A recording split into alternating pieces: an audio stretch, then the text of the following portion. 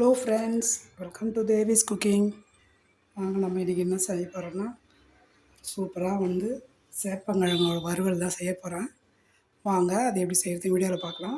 பாருங்கள், சேப்பங்கிழங்கு பெரிய சைஸு, இது ஒரு 3 விசில்லே வெந்துடும். அதிக நேரம் எடுக்காது. அளவு ஒரு 1/4 கிலோ அளவுக்கு வாங்கிட்டு வாஷ் பண்ணி வச்சுருக்கேன். இதை நம்ம குக்கரில் சேர்த்து வேக வச்சிடலாம். குக்கரில் போட்டுக்கலாம்.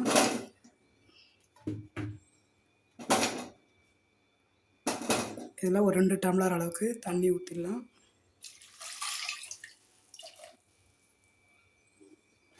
இதுக்கு தகுந்த மாதிரி ஒரு கல் உப்பு போட்டுக்கலாம்.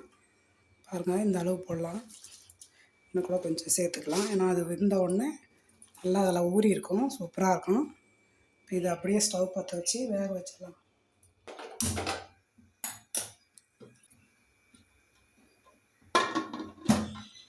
மூணு விசில் கரெக்டாக எடுத்துடலாம், இல்லைன்னா ரொம்ப நேரம் இருந்தால் குழஞ்சிரும்.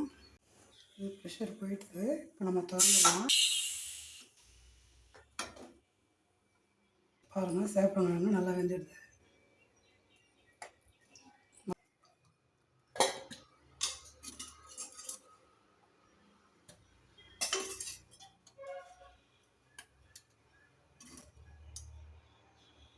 இந்த ஆறணுன்னா உரித்து எடுத்துக்கலாம். பாருங்கள், தோலெல்லாம் உரிச்சிட்டு சின்ன சின்ன பீஸாக கட் பண்ணிட்டேன். நம்ம இதில் சேர்த்துக்கலாம். என்னென்ன போடலான்னு பார்க்கலாம். மிளகாத்தூள் 1 ஸ்பூன் போட்டேன். தனியா பவுடரு அதே அளவுக்கு போட்டுட்டேன். கூடவே மஞ்சத்தூள் 1 சிட்டிகை போட்டுக்கலாம். பெருங்காயத்தூளும் 1 சிட்டிகை போடலாம். இதை நம்ம அப்படியே மிக்ஸ் பண்ணிடலாம். கை வச்சு மிக்ஸ் பண்ணிவிட்டு அப்படியே வறுத்துக்கலாம். இது கொஞ்சம் தான்றதுனால இந்த அளவு தான்.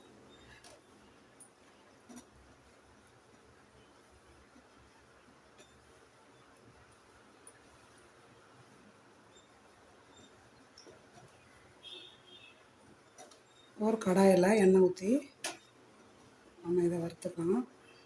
நான் ஸ்டவ் பற்ற வச்சு ஒரு கடாய் வச்சுருக்கேன். கடாயில் நான் 2 கரண்டி அளவுக்கு எண்ணெய் ஊற்றிக்கிறேன். எண்ணெய் காஞ்சிடுச்சு. கடுகு ஒரு 1/2 ஸ்பூன் போட்டுக்கலாம். இதில் ஒரு கொத்து கருவேப்பிலை அலசி வச்சுருக்கேன், போட்டுக்கலாம்.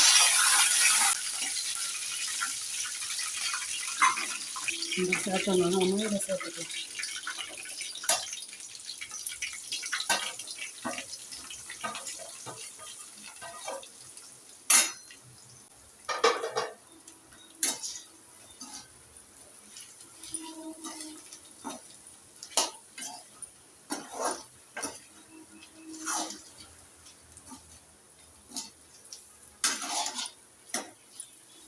லேசான தீ வச்சு நம்ம இதை அப்படியே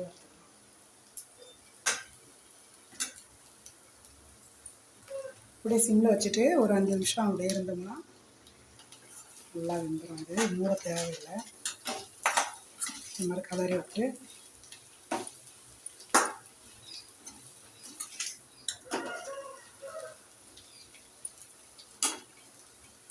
இந்த மிளகா வெடி வாசனைலாம் போகிற அளவுக்கு அடுப்பில் இருந்துட்டால். பாருங்கள், சிம்மில் வச்சே நல்லா 5 நிமிஷத்துக்கு மேலே ஆகிடுது. நல்லா ட்ரை ஆகிடுச்சு, எண்ணெயும் பிரிஞ்சு வந்துடுது. இப்போ நம்ம இதை ஒரு பிளேட்டில் எடுத்து வச்சிடலாம். கேஸ் ஆஃப் பண்ணிவிட்டு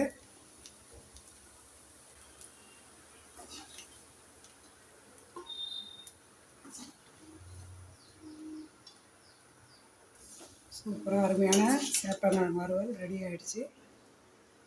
பாருங்கள்,